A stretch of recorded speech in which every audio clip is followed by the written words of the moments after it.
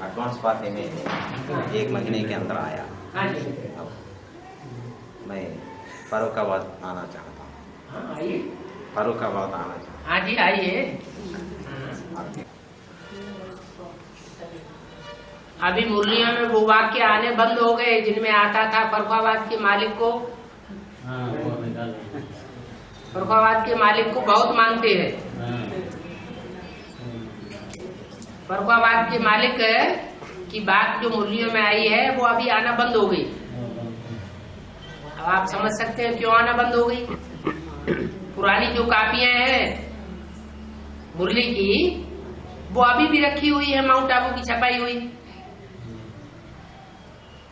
तो ऐसे ऐसे वाक्यों वाली वो मुरलियां क्यों नहीं छपाई जाती? क्योंकि जो विदेशी आत्माएं यज्ञ में घुसी हुई है, दूसरे धर्म की कन्वर्ट हुई आत्माएं फिर से आ गई है, वो सनातन धर्म की स्थापना नहीं होने देना चाहती, वो बिगड़ डालती है। जैसे हिस्ट्री में मुसलमानों ने हमारे शास्त्रों को फाड़ फाड़ करके भाड़ में झोंक दिया, जमीन खोद करके जमीन में गाड़ दिया, नदी में बहा दिया फाड़ फाड़ करके।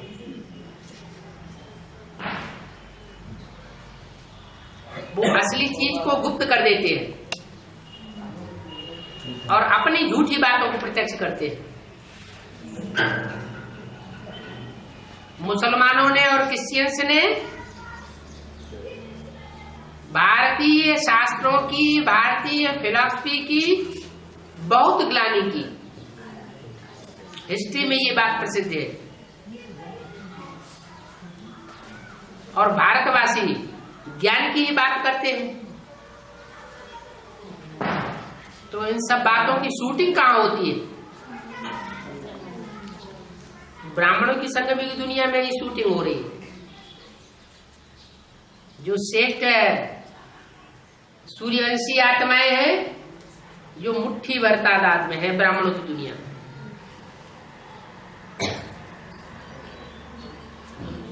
वो गायन करती है भगवान का और भगवान के ज्ञान का। बाकी जितने भी हैं वो सब ग्लानि करते हैं, भगवान की ग्लानि करते हैं और भगवान के बच्चों की भी ग्लानि करते हैं। इसलिए मुरली में बोला है, कलंकी दर पिछाड़ी कुत्ते भौंकते रहते हैं।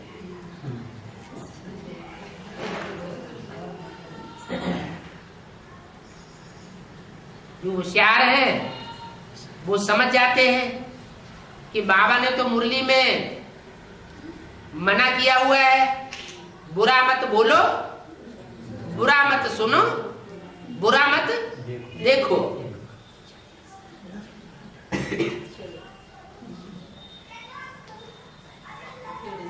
तो ये बुराई करने वाली बातें कहां से आ गई? मुरली सुनाते सुनाते बुराई करना कहां से सीख लिया? मुरली में तो अच्छी बातें आई है, बुराई की बातें थोड़ी आई है। भगवान जो सुनाता है वो सब अच्छा ही अच्छा सुनाता है। और विधर्मी विदेशी जो कुछ सुनाते हैं, उसके सुनाने का प्रभाव ये हुआ कि दुनिया नीचे गिरती चलेगी। एक बाप आकर के जो सुनाते हैं, उससे दुनिया नीचे से ऊपर उठ जाती है, सत्य को बन जाती है। 16 कला संपूर्ण मनुष्य मात्र है गिराने वाले, और एक बाप है उठाने वाला। एक से होती है सदगति और अनेकों से होती है दुर्गति। वो आकर के रास्ता बताता है कि अभी जो शादी बर्बादी से जो सृष्टि पैदा हो रही है, वो सृष्टि अभी बंद करना है। अभी वो जो मैं दिव्य सृष्टि रच रहा हूं, उस दिव्य सृष्टि में जन्म लेना है। और वो सृष्टि है मुखवंशावली। मुखवंशावली षष्ठी और कुखवंशावली षष्ठी शास्त्रों में गाई हुई। कुछ कुखवंशावली उन्हें कहा जाता है जो कोख को याद करते हैं। कोख माना गोद, जिन्हें ब्रह्मा की गोद याद आती है, सरस्वती की गोद याद आती है, और अभी दीदी दादी दादाओं की गोद याद आती है।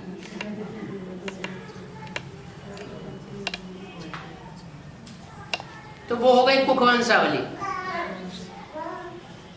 और जिन्हें परमात्मा शिव के ब्रह्मा मुख से निकले हुए वर्षण से याद आते हैं, ज्ञान रतन याद आते हैं मुख से निकले हुए, वो है मुखवंशावली। जो मुखवंशावली होंगे वो ज्ञान रत्नों से खेलेंगे। वो दीदी दादी दादाओं से संतुष्ट नहीं होंगे। किससे संतुष्ट होंगे? ज्ञान की बातों से संतुष्ट होंगे। इसलिए बोला है ये ज्ञान सिर्फ गीता पाठी ब्राह्मणों को सुनाओ, वो अच्छा समझेंगे। हमारी गीता कौन सी है? हमारी गीता है मुरली। जिनको मुरली से प्यार माना मुरलीधर से प्यार, और मुरली से प्यार नहीं और दीदी दादी दादाओं से प्यार है तो समझ लो ये सब आसुरी है। ये द्वापर युग से दूसरे धर्म में कन्वर्ट होकर के चले जाएंगे और भारतवासियों को धोखा दे देंगे। भारतवासियों की संख्या दिन प्रतिदिन कम होती गई और दूसरे धर्मों की संख्या, जनसंख्या बढ़ती चली गई। आज ये हाल है कि विदेशी हावी हो गए हैं सारी दुनिया के ऊपर। अभी तो बहुत भारी रिवॉल्यूशन होने वाला है ज्ञान की बातों को लेकर के।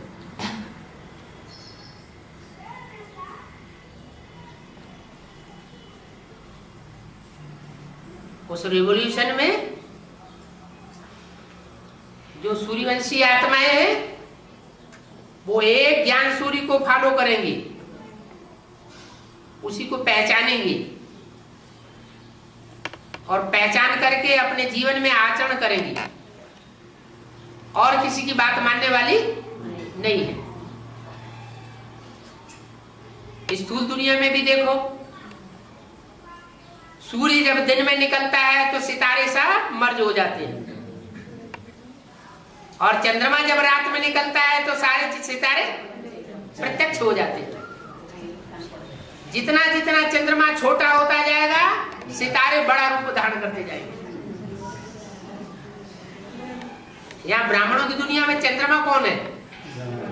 ब्रह्मा। तो सितारों की जगमगाहट जो है वो सारे संसार में अभी दीदी दादी दादाओं के रूप में हो रही है। बड़े बड़े मेगा प्रोग्राम होते हैं, वो सितारे स्वतः ही अपने को अपने आप प्रत्यक्ष करते हैं। लेकिन जब सूर्य प्रत्यक्ष होगा तो इन सितारों की रोशनी कोई काम की नहीं रहेगी, एक ही एक दिखाई देगा।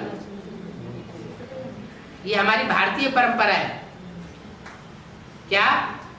कि परिवार में जब तक बाप मौजूद होता है तो बच्चा अपने को आगे नहीं करता। और विदेशों में क्या परंपरा है? विदेशी राजाएं जो हुए हैं भारत में, उनकी क्या परंपराएं रही? औरंगजेब गद्दी पे बैठा, अपने बाप को उठा करके जेल में डाल दिया। क्रिश्चियंस में भी ये परंपरा पनपी है। बाप मरे तो राजा ही हमको मिले। अभी जैसे माँ बाप,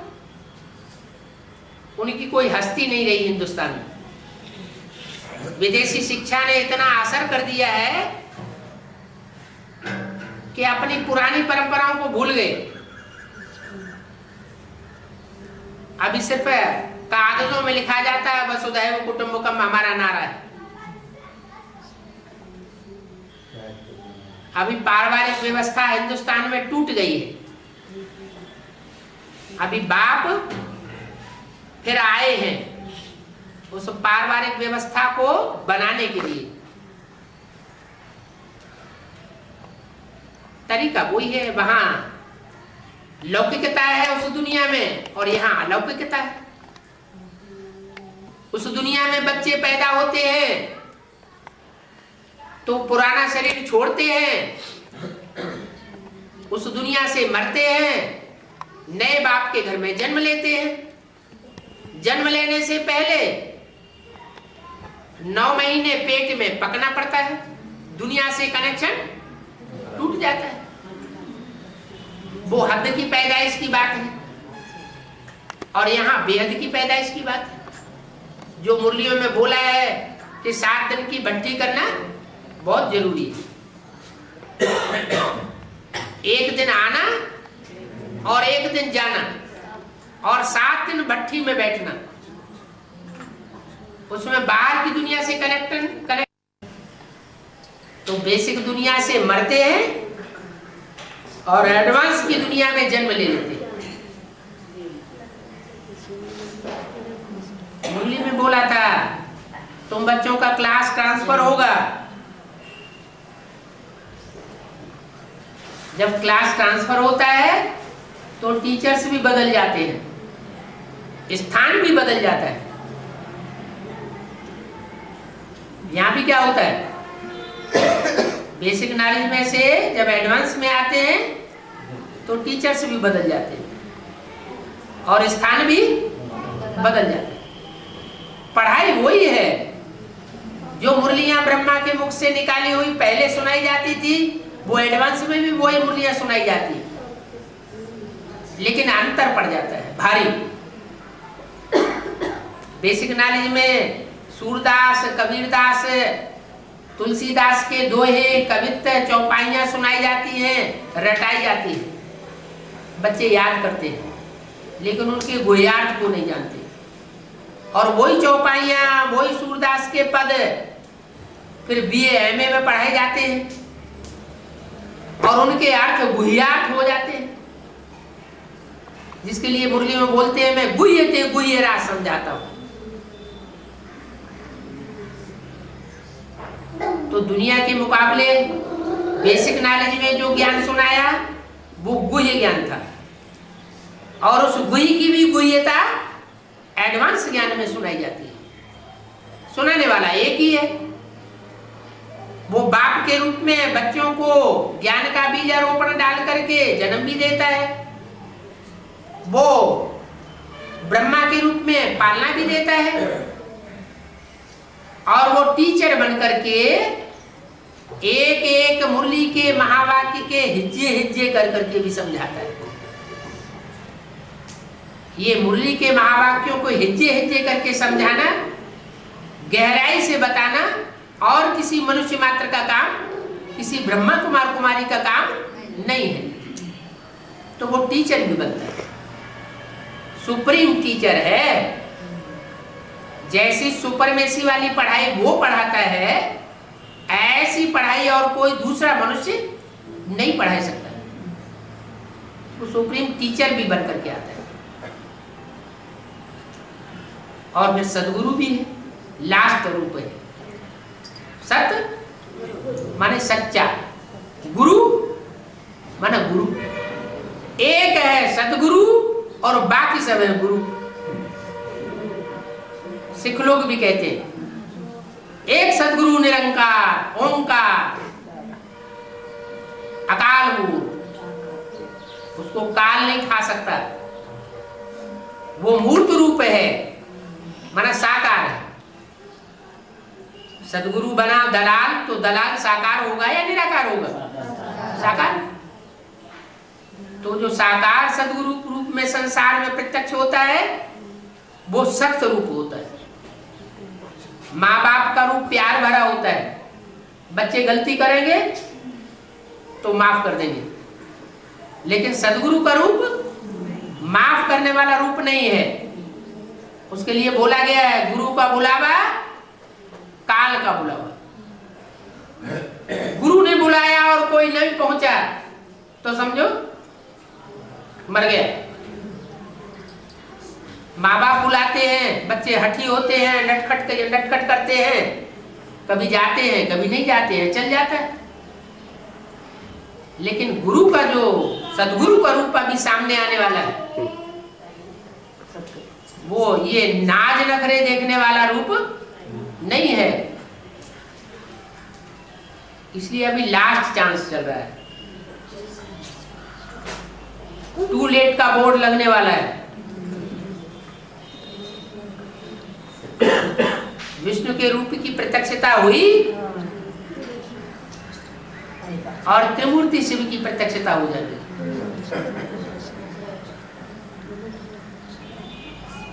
इसलिए जो भी आत्माएं अभी निकलती हैं भट्टी करने के लिए, उनकी भट्टी हो जानी चाहिए। ऐसे कि ये भट्टी चलती रहेगी, माउंट आबू तक भी चलती रहेगी। क्योंकि 4.5 लाख आत्माओं को भट्टी करनी है और उनमें प्रवेश होकर के ब्रह्मा सरस्वती जैसी 4.5 लाख आत्माएं जो बच्चे के रूप में सतयुग में जन्म लेने वाली है, वो भी उनमें प्रवेश करके भट्टी करेगी।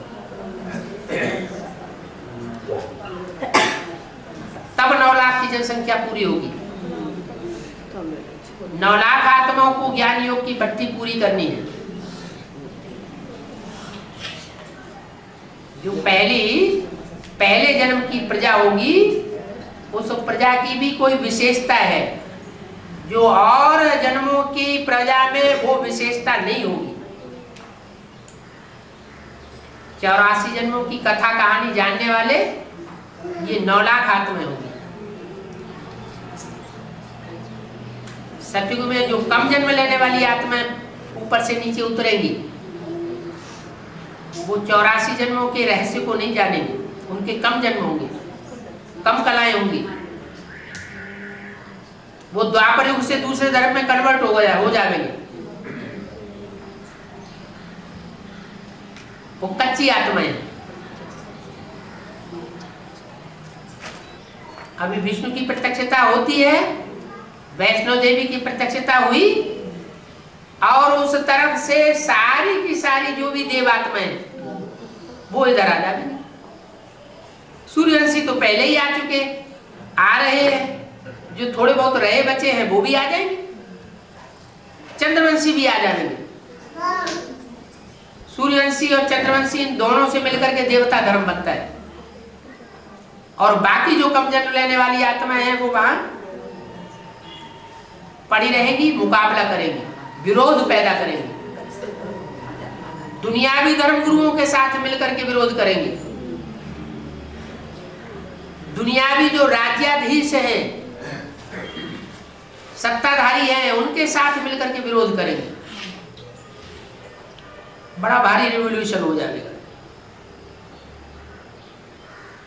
लेकिन पांडवों के साथ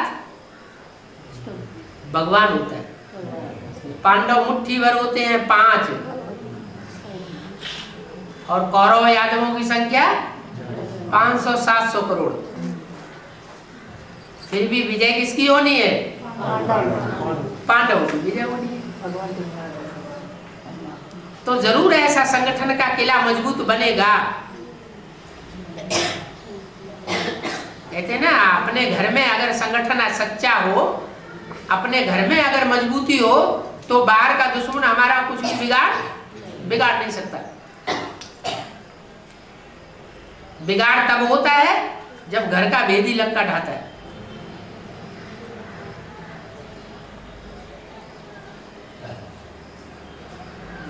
तो भट्टी करना जैसे बाप का बच्चा बनना।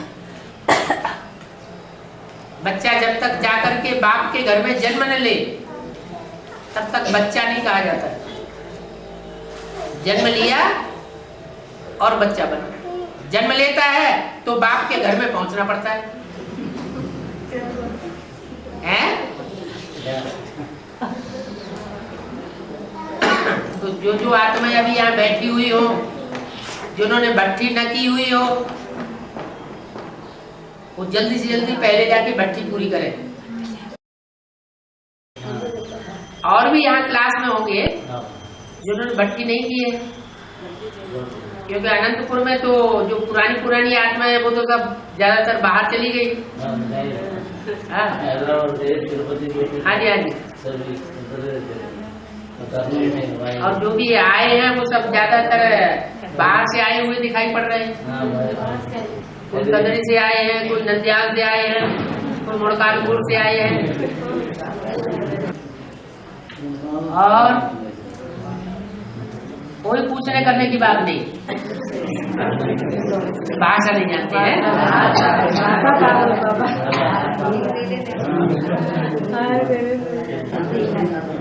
बाबा ये माता जी पूछ रहा है, हाँ वो द्वादश लिंग होता है ना? हाँ जी, 12 स्थल में 12 लिंग होता है ना? हाँ जी। उसका महिमा क्या है पूछ रहे हैं। 12 आत्मा जो सूर्यवंशी निकलती है वो सूर्यवंशी 12 आत्माएं, जिनमें एक शिव बाबा माने शंकर का रूप और 11 रुद्रगण, वो 12 मिलकर के 12 द्वादश लिंग कहे जाते हैं। हाँ जी, जो निराकारी स्टेज में स्थिर होते हैं। निराकारी स्टेज माना उनको अपनी इंद्रियों का जैसे भान ही नहीं। तो बाबा कहते हैं सुनते हुए न सुनो। कोई ग्लानि सुनाता है, एक कान से सुनो, दूसरे कान से निकाल दो, जैसे कान है ही नहीं। देखते हुए न देखो।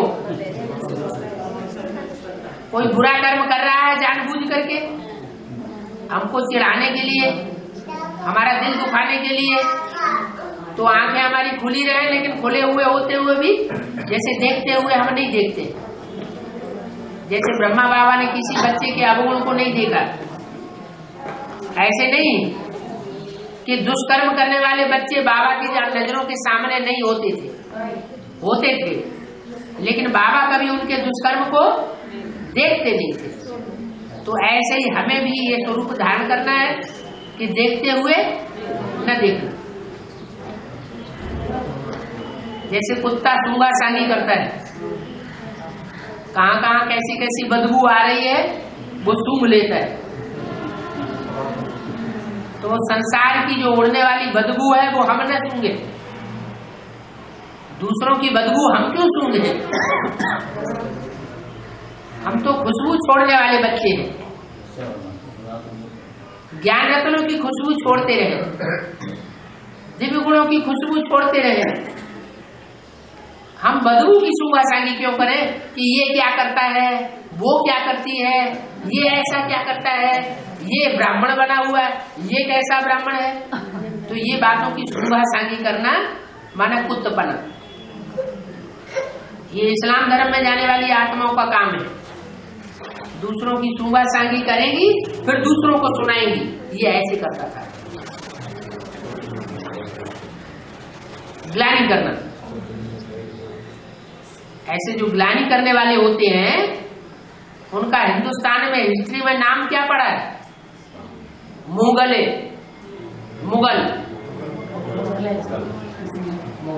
मुगल सल्तनत हुई है ना, मुगलों का राज्य हुआ है ना। हाँ जी, उनका मुंह गला हुआ था क्योंकि ग्लानि उन्होंने की हिंदू धर्म की। तो वो कार्य हमें नहीं करना। तो ऐसे ही सभी इंद्रियों में जो भी इंद्रियां हैं, उन सभी इंद्रियों में हमारी ऐसी विशेषता समा जाए, सभी इंद्रियां ऐसी निराकारी स्टेज वाली हो जाए। जैसे इंद्रियों से कर्म करते हुए हम कर्म कर ही नहीं रहे, चाहे श्रेष्ठ इंद्रियां हो और चाहे भ्रष्ट इंद्रियां हो। इंद्रियों से कर्म करने के लिए मना नहीं किया, लेकिन मन को पूरा कंट्रोल करके कर्म करना है। कर्म करते हुए मन बुद्धि एक बाप की याद में लगी रहे। जब ऐसा कर्म करेंगे और उस कर्म में जो श्रेष्ठ पास होने वाली आत्माएं होंगी वो 12 आत्माएं निकलेंगी। इसलिए उनका गायन है द्वादश लिंग, ज्योतिर्लिंग। किसके लिंग? ज्ञान की ज्योति से भरे पूरे लिंग, वो शिवलिंग कहे जाते हैं। हाँ, वो जिस स्थान पर दिखाए हैं यात्रा के रूप में, वो 12 लोग वहाँ से आएंगे क्या? नहीं नहीं, वो तो ऐसे दिखा दिया। अब वाराणसी है, बनारस, बनारस है, काशी कही जाती है, तो क्या ब्राह्मणों की दुनिया में ज्ञान का बना बनाया रस काशी में मिल रहा है? कहाँ मिल रहा है? हैं? जहाँ से मिल रहा है वही बनारस है। जहाँ ज्ञान का बना बनाया रस सारा मिल रहा है, वही हमारा बनारस है। वहां जाकर के अनुभव करो कि दुनिया के मुकाबले वहां काश्य माना वो याद का तेज वहां है अथवा नहीं है, तो अनुभव करने से पता चल जाता है। क्योंकि जहां लंबे समय तक तपस्या होती है, उस तपस्या का प्रभाव रहता है। भले बाबा वहां सन 98 के बाद नहीं है, 98 के बाद अभी 2005 चल रहा है ना, तो 8 साल हो गए। बाबा का वहां पहुंचना नहीं हुआ, तो भी वहां तपस्या का इतना प्रभाव है कि जो भी नई नई आत्माएं वहां पहुंच रही है, वो बहुत अच्छा अनुभव करके आती है। हाँ, कोई विधर्मी आत्माएं पहुंच जाए तो दूसरी बात, तो पता लग जाएगा। वहां पहुंचने पर उनको अच्छा नहीं लगेगा, मेंटल टेंशन बढ़ जाएगा, वहां से भाग खड़े होना चाहेंगे। जो देवता धर्म की पक्की आत्माएं होंगी उनको बहुत अच्छा लगेगा। चंद्रमौलीश्वर अंटारा जी, चंद्रमौलीश्वरुडु अनि क्या कहेंगे? चंद्रमौली कहते हैं। चंद्रमौली, मौली माने मस्तक अरे और चंद्र माने चंद्रमा। जिसके मस्तक पर चंद्रमा विराजमान है उसको कहते हैं चंद्रमौली माने शंकर जी। चंद्रमा मस्तक पर विराजमान है माना प्रवेश है।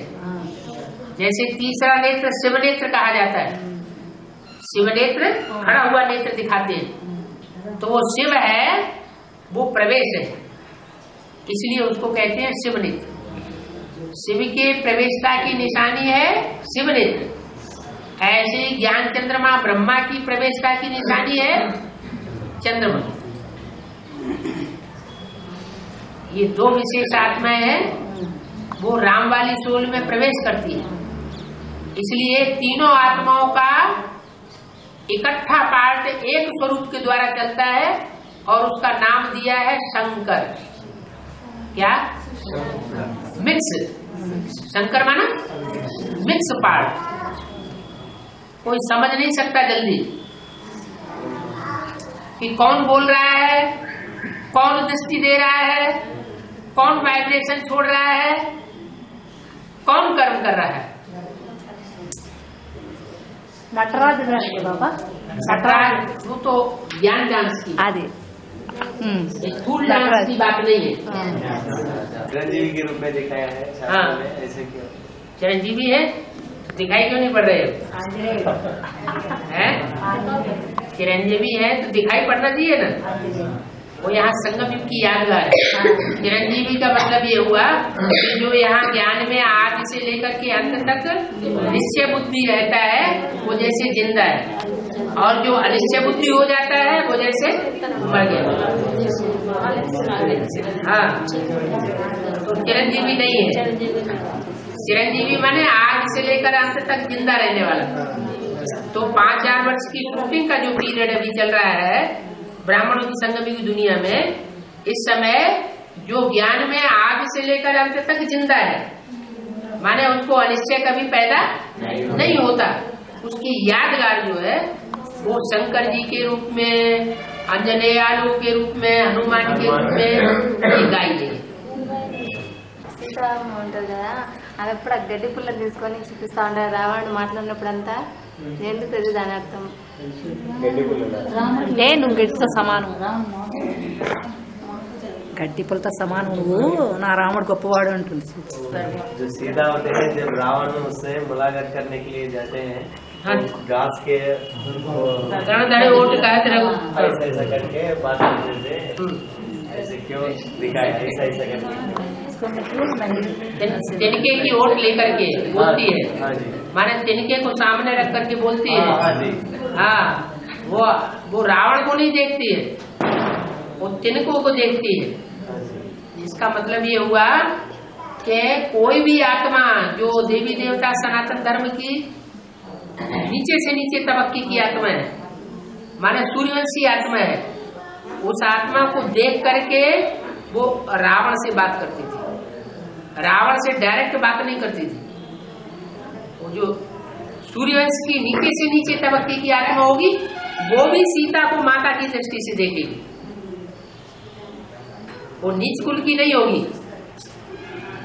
जो नीच कुल की आत्माएं होती है वो दूसरे धर्म में कन्वर्ट होने वाली आत्मा होती है, इसलिए वो माता छोटे स्वरूप को भी सामने रखती है। जैसे कहते हैं एक शेरों की डिनाइस्टी हो, एक घोड़ों की डिनाइस्टी हो और एक गधेड़ों की डिनाइस्टी हो। तो गधेड़ों की डिनाइस्टी का छोटा बच्चा बनना पसंद करेंगे, राजा बनना पसंद करेंगे, या शेरों की डिनाइस्टी का राजा बनना पसंद करेंगे, बच्चा बनना पसंद करेंगे। शेरों की डिनाइस्टी का या तो राजा बनना पसंद करेंगे या बच्चा बनना पसंद करेंगे। छोटे से छोटा बच्चा भी बन जाए तो भी अच्छा, लेकिन गधेड़ों की डिनाइस्टी का कोई राजा बनना पसंद नहीं करेगा। ऐसे ही है कि सूर्यवंशियों के कुल की 9 लाख में हो 4.5 लाख में जो आत्मा है, 9 लाख में जो आत्मा है वो भी श्रेष्ठ पाठ बजाने वाली होगी, भ्रष्ट पाठ बजाने वाली नहीं होगी। मुसलमानों में तो देखो क्या क्या हुआ है, जैसे ही इस्लाम धर्म शुरू हुआ भाई बहनों में शादी करना शुरू कर दी।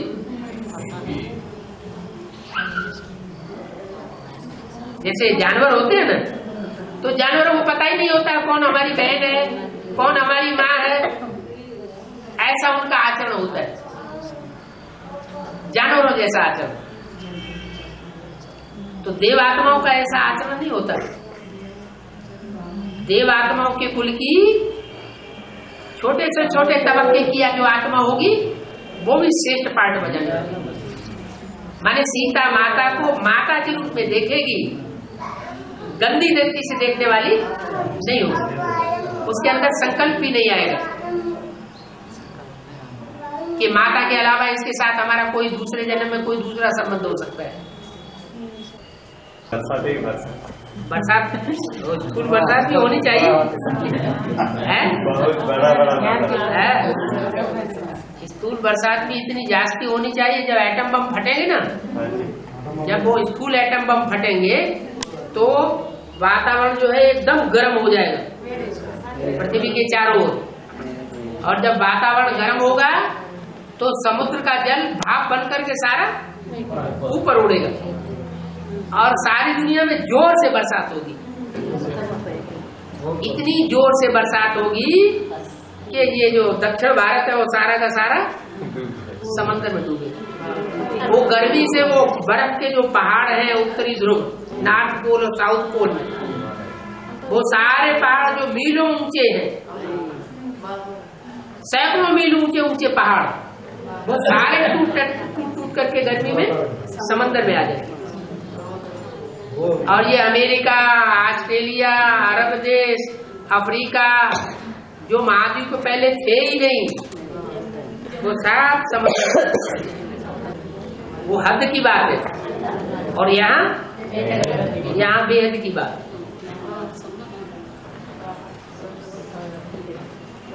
और बाबा ने भी बोला है, क्या बोला है? बाप विदेशियों के द्वारा प्रत्यक्ष होते हैं। क्या? जो भारतवासी हैं वो कुंभकर्ण नींद में सो रहे थे, उन्हें पता ही नहीं होता। और जो भाषा भी नहीं जानते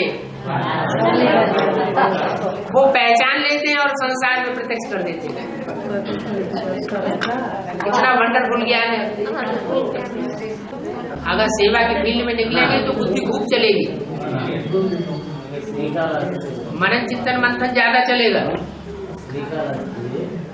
दिन में 2-4 आत्माओं को भी सुनाते रहेंगे तो बुद्धि मनन चिंतन मंथन में खूब आगे आगे दौड़ेगी। माता जी पूछ रहा है श्रीकाళहस्ती का मतलब क्या है? श्री माने श्रेष्ठ और काल माने महाकाल और हस्ती माने उसकी ताकत। तो महाकाल की ताकत तो बहुत बड़ी ताकत है ना। वो महाकाल अपने महाकाल जो काल की जो शक्ति है उसके आधार पर सारी सृष्टि को ही चेंज करके रख देता है। काल माने समय। कहते हैं ना काल की हस्ती बहुत बड़ी शक्ति है। जब काल परिवर्तन होता है तो काल के आगे कोई नहीं टिकता। श्रीकाళहस्ती चरण। हाँ जी, हाँ जी। काल के सामने किसी की चलती नहीं है। हालांकि हम जानते हैं कि काल तो जड़ है, समय जड़ है और आत्मा चैतन्य। चैतन्य आत्माओं में भी कोई ऐसी आत्मा है जो महाकाल का पार्ट हो जाती है। इसलिए उनकी यादगार में वो नाम पड़ गया है श्रीकाళहस्ती।